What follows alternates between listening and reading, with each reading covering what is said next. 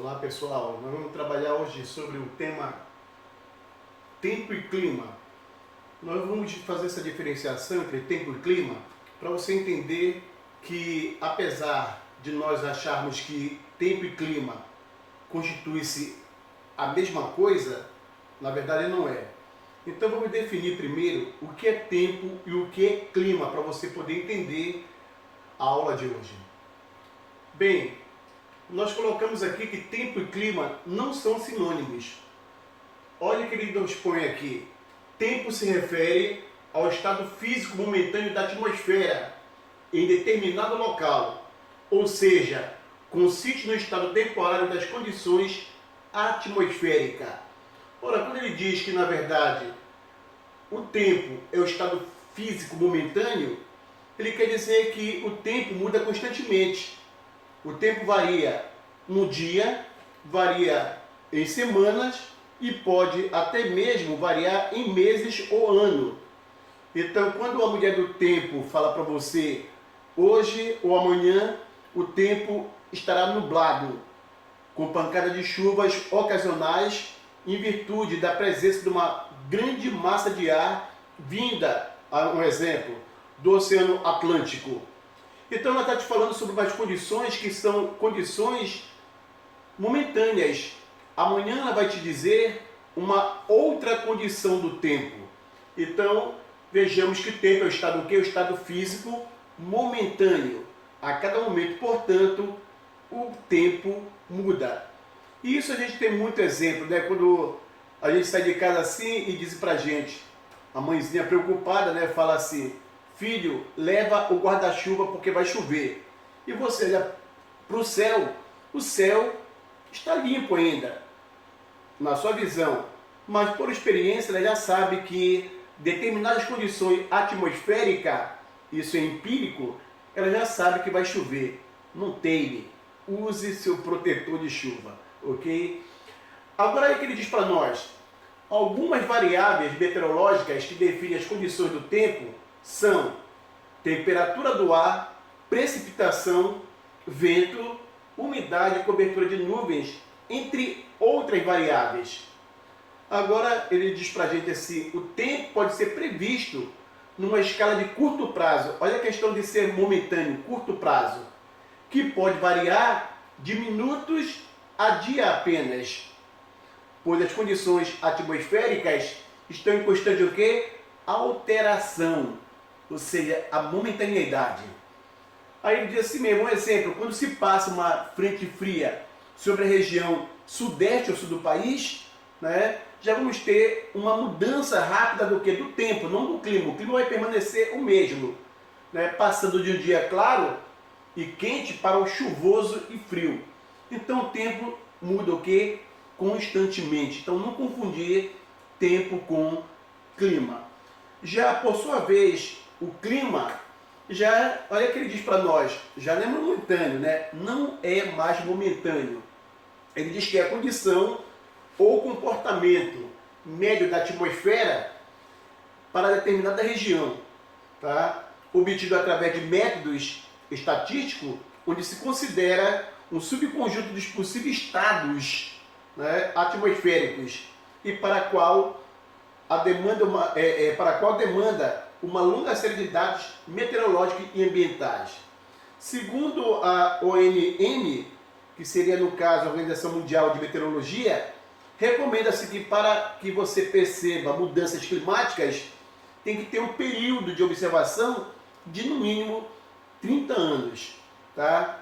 Então, o clima também é caracterizado por diversos fatores, dentre quais nós podemos citar latitude, altitude, orientação em relação a corpos d'água, né, montanhas, relevo, portanto, né, e direção predominante dos ventos, no caso, as massas de ar. Então, já dessa forma, nós podemos, então, entender que tempo e clima não são o quê? Sinônimos. Mas, vejamos assim, ó, nós temos aqui, tá, o resumo de tudo, que ele diz assim mesmo, né? Quando se fala em clima, estamos olhando para as médias de temperatura precipitação, umidade, velocidade e direção dos ventos e de outras variáveis do tempo que ocorrem durante período longo em determinada região. E se refere ao quê? Ao padrão que se repete. Então, o clima, ou seja, você vê que ele não muda, né? Ele se repete constantemente. Para que haja alteração climática, e nós já colocamos aqui, é necessário que se tenha pelo menos 30 anos de observação. Então, para não esquecer mais, né? Colocou-se o esquema aqui, ó. Tempo. O que ele diz para nós que é tempo? Trata-se do estado geral da atmosfera em um dado momento. Já o clima, o comportamento da atmosfera durante um período longo de observação. Então já deu para entendermos, portanto, tá, que o tempo é que se encontra de fato, né, um dia frio com chuvas isoladas, um dia quente, né, com talvez possibilidade de pancada de chuvas. Já o clima é o que? É o que se espera como um inverno frio ou, no caso, um verão extremamente quente. Então nós já sabemos as condições climáticas de determinada área ou região. Não esquecer isto também. Agora, existem aqueles que são os elementos do clima e o outro que nós chamamos de fatores climáticos. Quais são os elementos do clima que ele coloca para nós?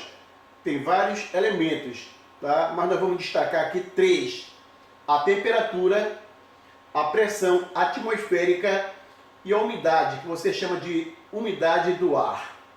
Já por sua vez, os fatores, que são as variáveis, né? Aquelas que proporcionam as mudanças climáticas em determinadas condições, como por exemplo, altitude, latitude, a presença ou ação das massas de ar das correntes marítimas e também a chamada maritimidade e continentalidade.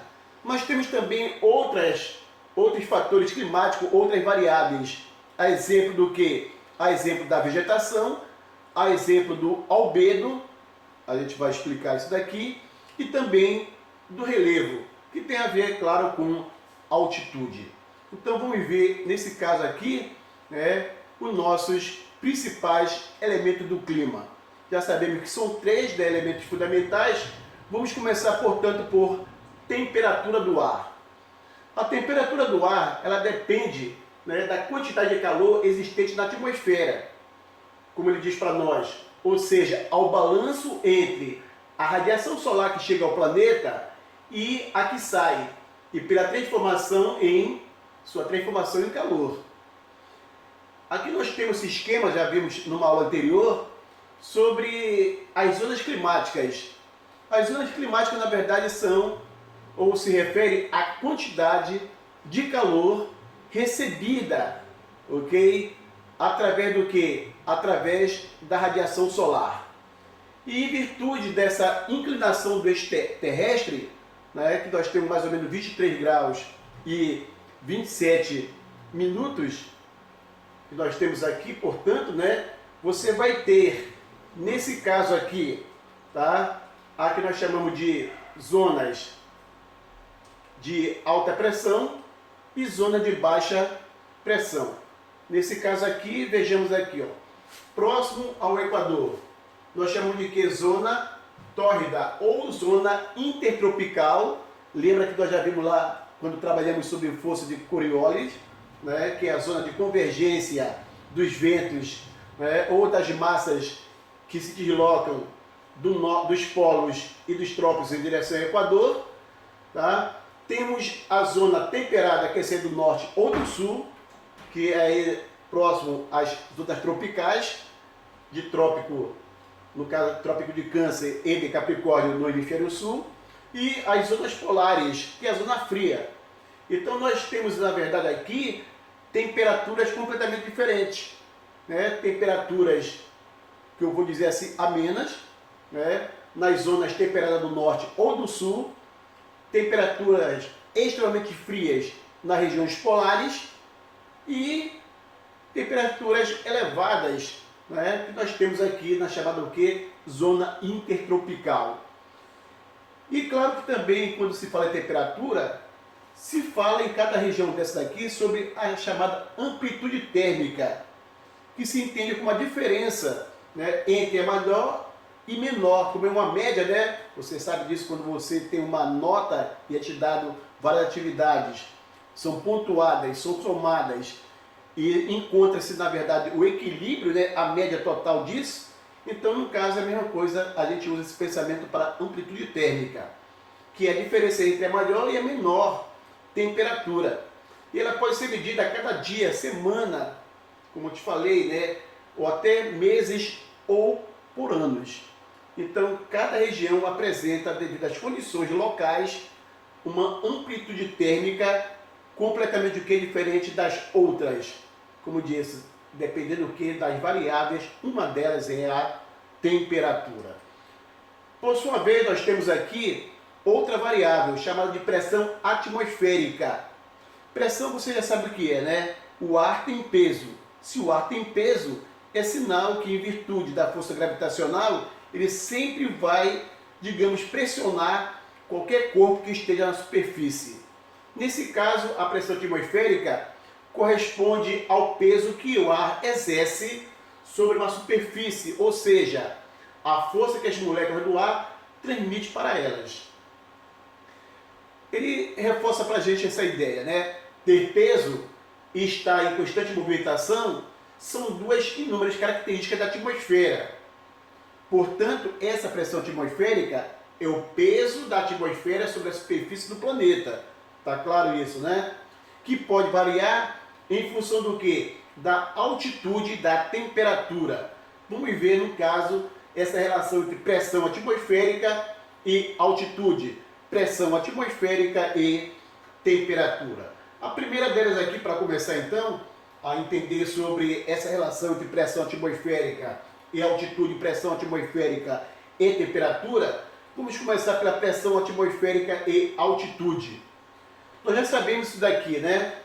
Quando nós temos essas altitudes, ou seja, essa altimetria que diz respeito, né, à posição de uma determinada localidade, né, em relação ao relevo ou ao nível do mar, nós sabemos que nas áreas de elevadas altitudes, o ar ele é rarefeito. Então, as moléculas de ar eles estão mais do que mais dispersas.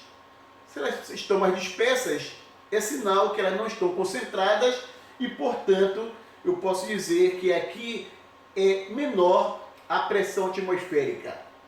Diferentemente do que ocorre aqui, ó, na região de baixas altitudes.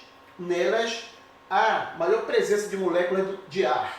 É como se eu contasse daqui para cá, quem está aqui embaixo tem maior presença de moléculas de ar pressionando a superfície. Tá? Olha o que ele colocou para nós aqui. Uma regra para se entender melhor. Quanto menor a altitude, maior é a força exercida pelo ar sobre a superfície. Olha só, na condição aqui, quanto menor a altitude, maior é a força exercida pelo ar sobre a superfície. Tá? Porque ele diz que existe maior quantidade de gases sobre a superfície. Então, se há maior quantidade de gases sobre a superfície, a pressão exercida pelo ar, chamada de pressão atmosférica, ela tende a ser maior. Aonde ocorre isso? Nas áreas de quê? De menor altitude, nas áreas mais baixas. Então ele diz pra gente assim, ó, portanto, nesse caso, a pressão atmosférica também é maior. Então, quanto menor a altitude, maior o que? A pressão atmosférica. O contrário também é verdadeiro, né? Quanto maior a altitude, menor o que? Menor é a pressão atmosférica. Por quê? Porque o ar aqui está o que? Rarefeito. Dá para entender assim também. Então, o outro aqui é pressão atmosférica e latitude. Já a pressão atmosférica e latitude, lembrar que quando a gente trabalha a latitude, a gente vai trabalhar aquele outro slide anterior, né, bem anterior a este aqui, que nós mostramos as zonas climáticas, as zonas polares, as zonas que eu vou chamar de temperadas e a zona intertropical. Tá? Então, Latitude seria o quê? Qualquer ponto da superfície terrestre em relação à linha do Equador. Ok? Então, olha só, as baixas latitudes são onde? Hein? Próximo à zona equatorial. Médias latitudes, próximo às zonas tropicais, quer ser trópico de Câncer ou de Capricórnio. Por sua vez, claro, as zonas de altas latitudes são aquelas regiões polares. Então você percebe que aqui, né, as zonas de altas latitudes são regiões mais frias, e você sabe que o ar frio ele é mais denso e, portanto, exerce o quê? Tem maior peso e exerce maior pressão. Já próximo ao Equador, tá, são as chamadas zonas de baixa pressão, ou de baixa pressão, melhor dizendo. Por quê? Porque lá o ar ele é aquecido devido a ser uma zona tórrida, uma zona quente, e, portanto, o ar se expande, se torna mais leve porque as moléculas de ar se expandem, né, tornando o ar mais leve e, portanto, são o que é chamada zona de baixa pressão. Já vimos isso na aula anterior. Então vamos lá, o que ele confirma para nós aqui, ó. Nas altas latitudes, onde a quantidade de radiação solar recebida é menos concentrada, as temperaturas são menores nas regiões polares e formam o que? Zona de alta pressão. Lembrar que a zona de alta pressão são zonas o quê? Dispersoras de vento. Já vimos isso anteriormente. Já nas altas latitudes, a grande concentração de luz solar conduz à formação de zona de baixa pressão. Só me desculpe aqui, tá? Ali onde você lê, já nas zonas, nas altas, você lê nas baixas latitudes, perdão. Nas baixas latitudes, ok? A grande concentração de luz solar conduz à formação de zona de baixa pressão. Então, baixa latitude, menor pressão. Só desculpe o erro ali, tá? Ele colocou para nós uma observação. A umidade também se relaciona diretamente com a pressão atmosférica. Vejamos por quê. Pois a água apresenta uma densidade menor do que o ar seco para volumes iguais. E, portanto, o ar úmido é sempre mais leve que o ar seco. Você reparou onde existe áreas florestais? São áreas de grande umidade. E são áreas onde, né, digamos assim, as temperaturas são mais elevadas. Você percebe aqui na grande floresta amazônica, a maior floresta tropical do planeta, né, uma das maiores também, você vê que a região aqui, devido ao processo de evapotranspiração que ocorre na floresta, acaba trazendo o quê? Umidade. E fica esse calor que você chama lá, o tempo está sempre abafado. Devido ao quê? Devido à umidade que tem uma relação direta com a pressão atmosférica. Tá? Agora, a explicação que ele dá para isso parece ser, intuitivamente, a gente diz que não é isso que ocorre. Mas, quebrando essa questão intuitiva, né, vamos ver alguma dessas explicações. Olha só a primeira que ele diz para nós. É importante notar que o acréscimo de vapor d'água no ar, tornando o ar úmido, portanto, reduz a densidade do ar, o que pode parecer inicialmente contraintuitivo. Isso ocorre porque a massa molar da água, aproximadamente 18 gramas, né, de moléculas, é menor que a massa molar do ar seco, que é aproximadamente o quê? 29. Então você percebe aqui que o ar seco tem um peso ou uma densidade maior do que a água. Aí ele corrobora com a gente aqui, né? Confirma isto aqui para nós. Ó. Quando o ar fica mais úmido, ele fica mais leve ou mais pesado. Tá? Deu para entender lá a explicação acima, né? Responderia que a adição de moléculas de água aumenta a densidade do ar. Porém, encontrei uma explicação que afirma que ocorre o contrário, como consequência da lei dos gases ideais. Você estuda em física isso, né? Esta lei afirma que uma certa pressão e temperatura, um certo volume de gás contém o mesmo número de moléculas. O ar seco é constituído de gás, é constituído quase inteiramente de moléculas de nitrogênio e oxigênio. Olha só, 28. O seu peso molecular de 32. Assim, a presença de moléculas na água, ou de água, né, torna menos denso, torna o ar menos denso.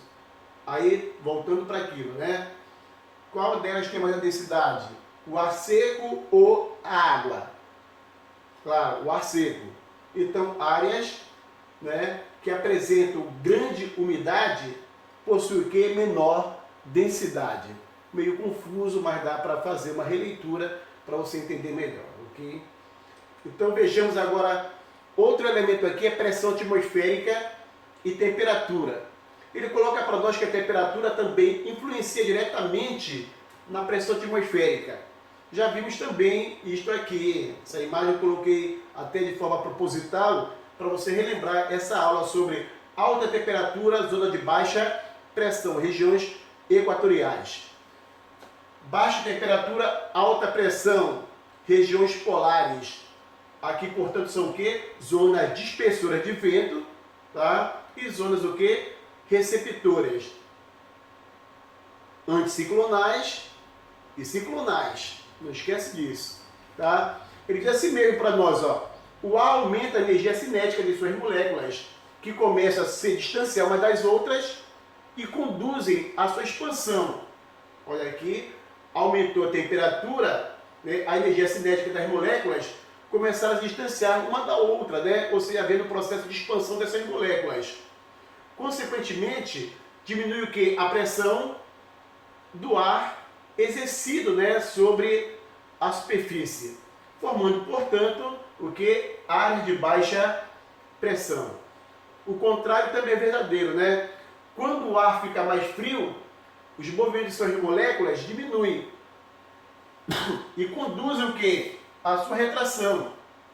A densidade do ar se torna maior, né? Ou seja, há maior peso porque há maior concentração de moléculas e forma o que? A zona de alta pressão. Aí voltando lá para a gente, né? Jogando daqui para lá. Altas temperaturas, baixa pressão atmosférica. Baixas temperaturas, alta pressão atmosférica. Já trabalhamos isso, não esqueça. Já, por sua vez, nós temos aqui a terceira, umidade. Umidade na nossa região é uma região extremamente úmida. Né? Você vê que a gente sua rapidola, né? Rápido nós estamos suando, tá? Devido ao que? A grande quantidade de vapor d'água existente onde na atmosfera, que dá origem, vapor d'água, né? Dá origem às nuvens e precipitações. Mas aí nós temos, da umidade, nós temos duas unidades. Uma que você chama de umidade absoluta e umidade relativa.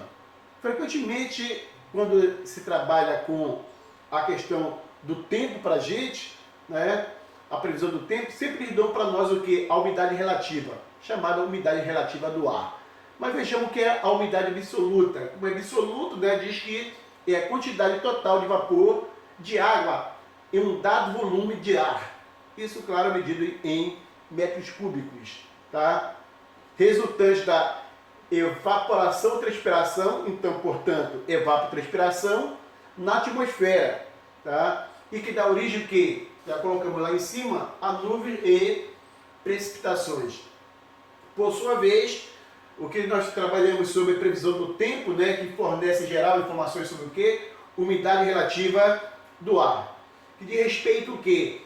A quantidade de vapor d'água que o ar contém em relação ao seu ponto de saturação. Você sabe que as nuvens, elas ficam carregadas de vapor d'água, mas existe também aquela capacidade limite dessas nuvens suportarem a quantidade desse vapor d'água, que chamamos de ponto de saturação. Quando ultrapassa o ponto de saturação, o que ocorre em, ora, chuvas, que nós chamamos de precipitações. Tá? Olha a segunda observação. O vapor d'água existente na atmosfera, ao se resfriar, pode retornar para onde há superfície de diferentes maneiras. E quais são as maneiras dessas, né, desse retorno do vapor d'água? Temos aqui, ó, o orvalho, a garoa, a geada e a neblina. O orvalho você percebe à noite, né? Quando é uma noite fria e que você começa a perceber, claro, isso não é visto muito a olho nu, obviamente, mas você percebe que se você tiver um carro, digamos, estacionado na porta da sua casa, fora da garagem, quando você chega uma certa hora da noite, você vê que o carro está meio molhado, né? Como se tivesse chuviscado sobre ele. Isso, na verdade, é o que? É o orvalho, que é resultante da queda de temperatura que ocorre à noite e precipita dessa forma, né, bem fina, chamada de orvalho. Alguns chamam de sereno da noite, né? O outro é a garoa. A garoa você conhece muito bem. Em Belém, de vez em quando faz uma garoa, mas São Paulo é a terra da garoa. É aquela chuva extremamente fina. Já é diferente do orvalho, né? O orvalho é diferente, o quê? A diferença de temperatura que ocorre geralmente à noite. Já a garoa não, pode ser qualquer hora do dia ou da noite. A geada também seria, na verdade, quando há uma queda brusca de temperatura, tá? E não tão brusca assim, e que começa a formar uma camada bem fina, não é neve ainda, mas uma camada bem fina, ok, de gelo, que se dissipa rapidamente, né, devido às condições atmosféricas. A outra é neblina. Não sei se alguém tem sorte de morar perto do Bosque Rodrigues Alves, né? Ou então aqui próximo a essa região onde tem mais vegetação, como esse outro parque ecológico que fica próximo aqui ao shopping, né, Grão-Pará, no Grão-Pará, por exemplo, né, que próximo àquele radar ali você tem, no caso de manhã cedo, quando eu vou trabalhar e quando o dia amanhece muito frio, né, a gente vê, tipo, saindo assim da vegetação, uma espécie de neblina, né, que às vezes toma até conta um pouco da pista. Isso é chamado também de cerração ou nevoeiro. A neblina tem esses três nomes, né? Neblina, nevoeiro ou cerração. Depende da localidade em que você se encontra, atribui esse nome completamente o quê? Diferente, mas tratando do mesmo fenômeno. Já que nós falamos de precipitação, vapor d'água, portanto, precipitação, é que são as chuvas, né? Precipitação são chuvas. Como ele colocou assim mesmo, que são chuvas. Nós vamos apresentar para vocês três tipos de chuvas. A primeira chuva